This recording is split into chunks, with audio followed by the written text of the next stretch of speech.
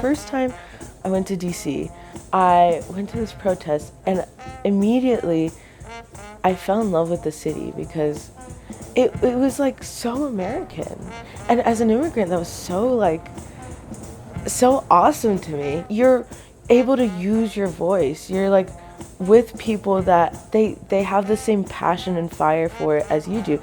And it was just so awesome to me that you march up to the Capitol building, you march up to the Supreme Court of Justice, and you tell them what you want, like you're telling them like these are our rights. And I feel like a lot of times people see it in a harsh light, protesting, but it's so beautiful when you think about it. It's like people care.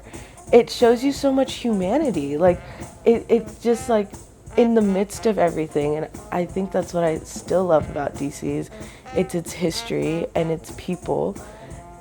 It's the audacity to say something and be there with other people. It's just amazing. That's what I still love about DC, and I think I will for a long time.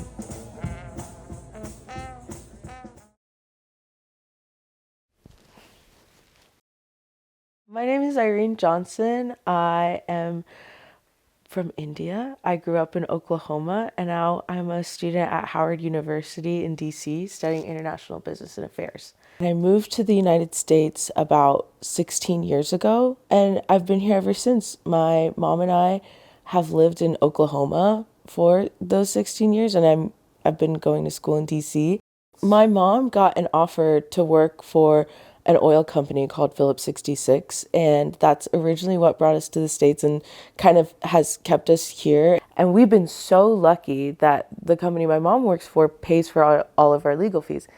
And it always makes me so mad when people talk about, immigration and they're like, well, why don't they just get their visa?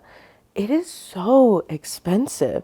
You need an attorney. You need to file paperwork that costs money. You need to get like physical checkups done to submit to the government to make sure you don't have any STDs, to make sure you don't have any diseases, to make sure you don't have any tuberculosis.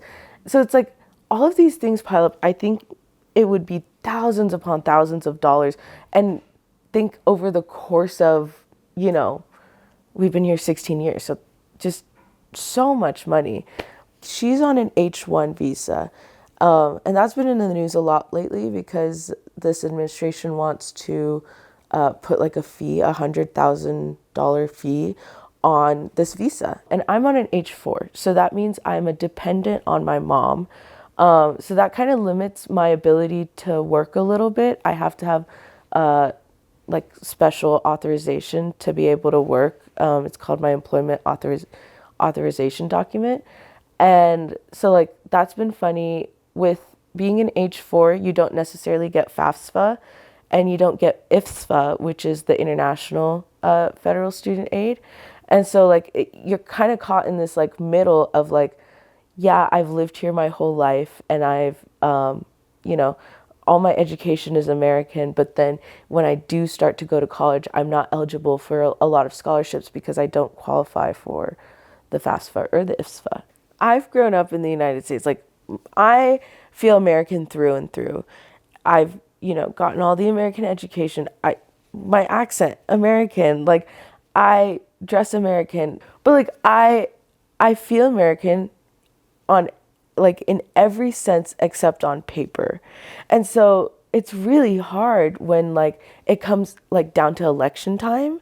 And again, like I live in DC. I feel really in tune with, keeping up with politics and everything. And then it's so hard because it's like I want to vote, but I can't. Like literally anywhere in the world, I don't have a voice. DC is such a funky place because it's heavily influenced, like its mood is heavily influenced by the people in power.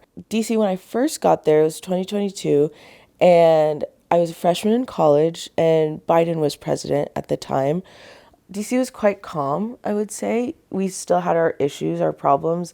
Crime is still a big thing everywhere, no matter, if it's publicized or not. But it was a pretty safe city, I would say. Developing tonight, dozens of D.C. residents are raising concerns and fears about the federal surge in D.C. Specifically, they say federal immigration enforcement agents are taking more and more people off the street. The immigrant community is on high alert following reports of alleged immigration enforcement operations in the district. National Guard troops are on the streets of Washington, D.C. to help carry out President Trump's unprecedented plan to take over policing in the Capitol. It's 7 a.m. in Washington's Mount Pleasant neighborhood. We'd set out to see for ourselves what law and order now looks like in today's America. You don't need to do this. We hadn't expected it would take just 5 minutes and 2 blocks to find it. The agents are from ICE, the Immigration and Customs Enforcement Agency, here on the orders of the president. Since Trump has gotten elected, I was abroad, and so I didn't get to see the beginning parts of it, but getting thrown into the fray of what it has been recently, one thing that really hit me is that I live in a pretty cool neighborhood in DC that's really diverse. It's full of African American people, it's full of Hispanic people, all across the diasporas of both of those landscapes. But like going to a market where you'd normally see, probably people who are immigrants, they didn't speak much English, but they were selling like their home cooked foods, and then just not seeing them anymore, like missing that food, missing them, missing those, just like the brief little smiles you see. And I think it boils down to just like the mystery of it all. It's like, where did they go? Like one day they're there, one day they're not.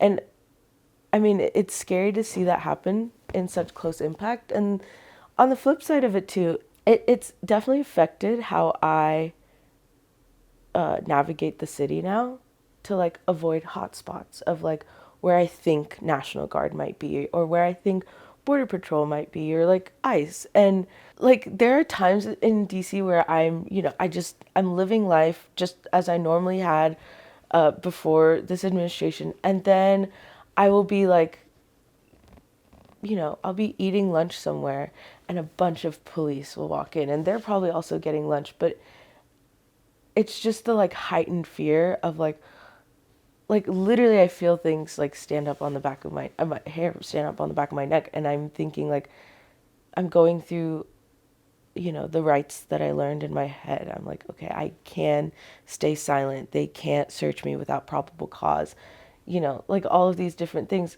even when I'm not doing something wrong. Like, you still get that feeling of like, oh my God, I might be in trouble. Oh, this is another point. I don't know if a lot of people know this, but like being undocumented, like being an undocumented immigrant, is a civil offense, not a federal one. So it's equivalent to defamation or breaking a contract. It's not like drug trafficking. Like those are two different types of crimes. Growing up in Oklahoma, like people thought like if you are undocumented, you have already committed a crime, baseline, and that crime is so offensive, and it really isn't. We've all broken a contract before. Like it's happened. Like contracts are everywhere. We've all like, defamation's a big thing. Like it's just civil offensive. We've all done it, and it makes me so mad that people have this like kind of moral high ground when it comes to looking at people who are undocumented or immigrants and being like, well, you're already a criminal. These are people's lives and they impact your life, whether you know it or not. From right down from your veggies to like to your friends, like you wouldn't know them. Like it's just, they're just people.